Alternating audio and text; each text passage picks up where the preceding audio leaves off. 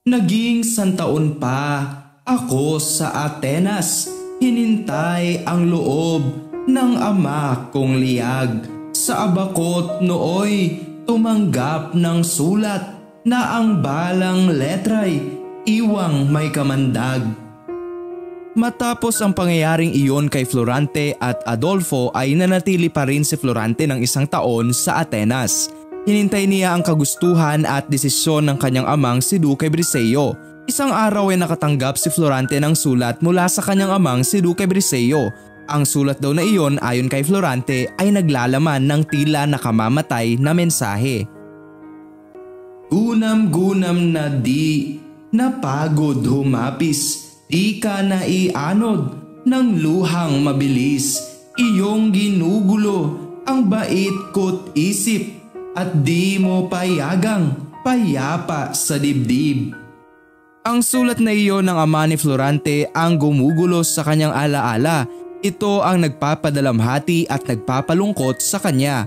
Apektadong-apektado siya sa nilalaman ng sulat at hindi na rin siya makapag-isip ng maayos.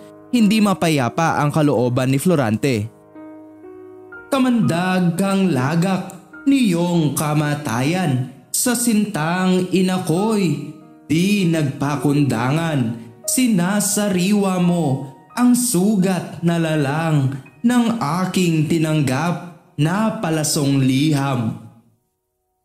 Ang sinasabi ng sulat na natanggap ni Florante mula sa kanyang ama ay nagsasabing namatay na ang kanyang inang si Reyna Floresca. Tutulungan kita ngayong magpalala ng hapis sa pusong di ko maapula. Namatay si ina ay laking dalita. Ito sa buhay ko ang unang umiwa. Sobra ang nararanasan ni Floranteng sakit at pangungulila sa namatay niyang ina. Sinasabi pa dito sa saknong na ito ni Florante na ito ang pinakamasakit na naranasan niya sa kanyang buhay. Patay na dinampot sa aking pagbasa niyong letrang titik ng bikig na pluma. Di yata ama ko at nakasulat ka ng pamatid buhay sa anak na sinta. Hindi akalain na ang balitang patay na ang kanyang ina ang nilalaman ng sulat na iyon. Hindi kasi ito ang kanyang inaasahang masabi sa sulat ng kanyang amang si Duque Briseo sa kanya.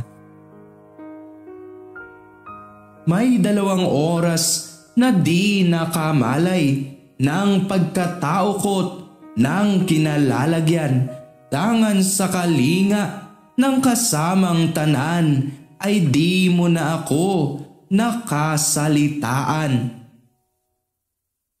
Sa saknong na ito ay sinasabing 2 oras na nawalan ng malay si Florante nang matanggap ang balitang tungkol sa pagkamatay ng kanyang ina.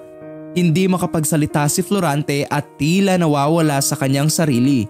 Mabuti na lamang at inalalayan siya ng kanyang mga kamag-aral.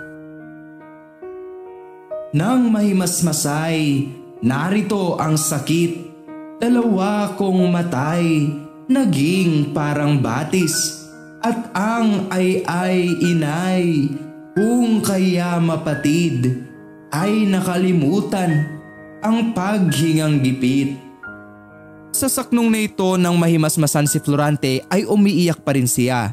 Sinasabing parang ilog ang kanyang mga mata sa patuloy na pagragasa ng kanyang mga luha. Patuloy ang kanyang pagsigaw ng sakit na kanyang nararamdaman sa pagkawala ng kanyang mahal na ina. Grabe ang pag-iyak ni Florante na tila maubusan siya ng hininga. Sa panahong yaoy, ang buo kong damdam ay nanaw na sa akin ang sandaigdigan. Nag-iisa ako sa gitna ng lumbay, ang kinakabakay sarili kong buhay. Sinasabi sa saknong na ito ni Florante na noong mga panahong iyon, ang nararamdaman niya ay parang nawala na ang lahat sa kanya o parang pinagsakluban na siya ng langit at lupa. Pakiramdam ni Florante ay nag-iisa siya at hindi niya mapaglabanan ang lungkot na kanyang nadarama sa kabila na mayroon naman siyang mga kaibigan. hinamak ng aking bighating mabangis ang sa maestro kong pang-aliw na boses. Ni ang luhang tulong ng samang may hapis ay di nakaawas sa pasan kong sakit. Sa saknong na ito sinasabing sa sobrang sakit ng nararamdaman ni Florante, maski ang pang-aliw at pagdamay sa kanya ng gurong si Antinor at ang luhang itinutulong o ang lungkot na ipinapakita para sa kanya ng mga kasama niya ay hindi man lang nakapag-alis ng lungkot at sakit na nararamdaman niya. Paras ng matuwid ay nilapastangan ng lubhang marahas na kapighatian at sa isang titig ng palalong lumbay, iway lumipad ni ring katiisan. Sinasabi rito sa saknong na ito na ang nangyari kay Florante ay napakarahas. Maski ang tuwid na baras ay nawawalang galang, ibig sabihin halos mawala sa sarili itong si Florante sa sakit na kanyang nararanasan. Ano pat sa bangis ng dusang bumugso, minamasarap kong mutok yaring puso at nang ang kamandag na nakapupuno sumamang dumaloy sa agos ng dugo. Sa unang saknong ng araling ito, dahil sa sobrang sakit ng nararamdaman ni Florante sa mga nararanasan niya, lalo na ang pagkamatay ng kanyang ina, ay parang gusto na niyang sumabog ang kanyang puso. Gusto na halos mawala ni Florante dahil halos hindi na niya kayang dalhin ang sakit ng kanyang nararamdaman. May 2 buwang hindi nakatikim ako ng linamnam ng payapat aliw. 2 sulat ni amay dumating, 10 ng sasakyang sumundo sa akin. Sa saknong na ito sinasabing hindi nakapagpahinga sa mga nararanasang sakit ang puso ni Florante sa loob ng 2 buwan. Hindi man lang siya nakaranas ng kapayapaan ng damdamin, ni hindi niya malibang ang kanyang sarili. Sa pagkakataong ito ay dumating ang 2 sulat mula sa kanyang amang si Duque Briseo kasama ang sasakyang susundo sa kanya mula Atenas pabalik ng Albania. Saad sa kalatas ay biglang lumulan at ako'y umuwi sa Albanyang bayan. Sa aking maestro nang nagpaalam, ani ay Florante, piling ko'y tandaan.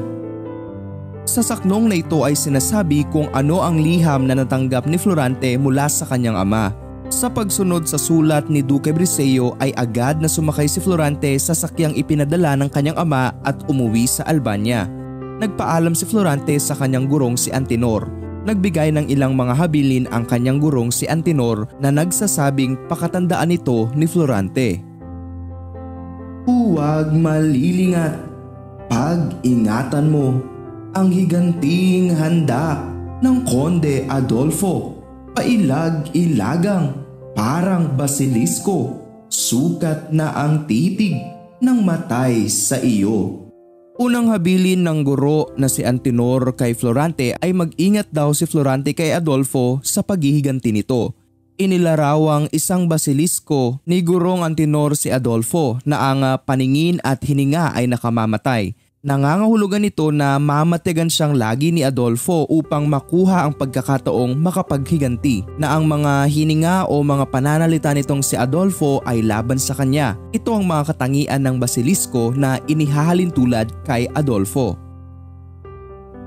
Kung ang isalubong sa iyong pagdating ay masayang mukha't may pakitang giliw, lalong pag-ingat kaaway na malihim, siyang isa-isip nakakabakahin.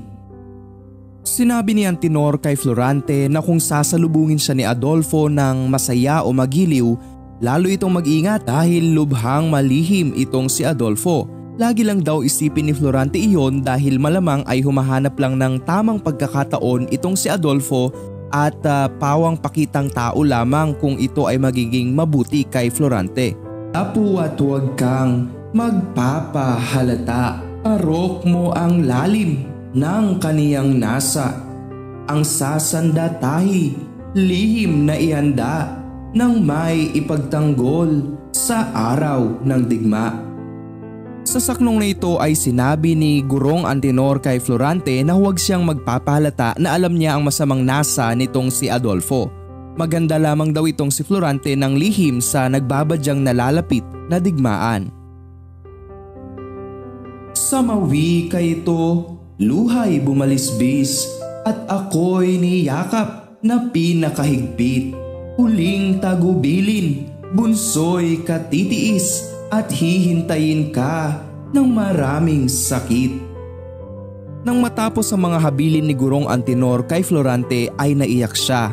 Niyakap siya ng mahigpit ng Gurong si Antenor, tanda ng kanyang pagmamahal bilang tumatayong ikalawang magulang o amain sa ilang taong pag-aaral ni Florante sa Atenas. Bilang huling tagubilin ay sinabi ni Gurong Antenor na magpakatatag at maganda itong si Florante dahil malaki ang naghihintay sa kanyang mga panganib at hirap. At mumulan mo na ang pakikilaban sa mundong bayaning punong kaliluhan, hindi na natapos at sa kalumbayan pinigil ang dila, siyang nagsasaysay. Sa pagpapatuloy pa ni Gurong Antenor, sinabi niyang iyon na ang simula ng pakikipaglaban ni Florante sa kanyang mundong ginagalawan na puno ng kataksilan at pakitang tao. Sinasabi ito ni Gurong si Antenor dala ang kalungkutan kay Florante. Maya-maya ay nahinto sa pagsasalita si Gurong Antenor. Nagkabitiw kaming malumbay kapwa, tanang kaeskwela, matay lumuluha. Si Menandro'y labis, ang pagdaralita, palibhasay tapat na kapwa bata. Nagkahiwalay sina Florante at Gurong Antenor ng parehong malungkot.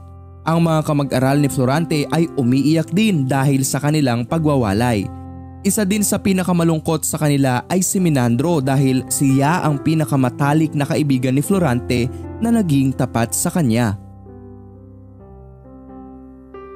Sa pagkakalapat ng balikat namin ng mutyang katotoy, di bumitiw-bitiw hanggang tinulutang sumama sa akin ng aming maestrong kaniyang amain. Sa saknong na ito ay sinasabing nang magkayakap si Menandro at Florante ay halos ayaw bumitiw sa pagkakayakap nitong si Menandro. Ito ay dahil hindi niya kayang mawalay sa kanyang pinakamamahal na kaibigang si Florante. Kaya naman pinayagan si Menandrong sumama kay Florante ni Gurong Antenor na amain nito.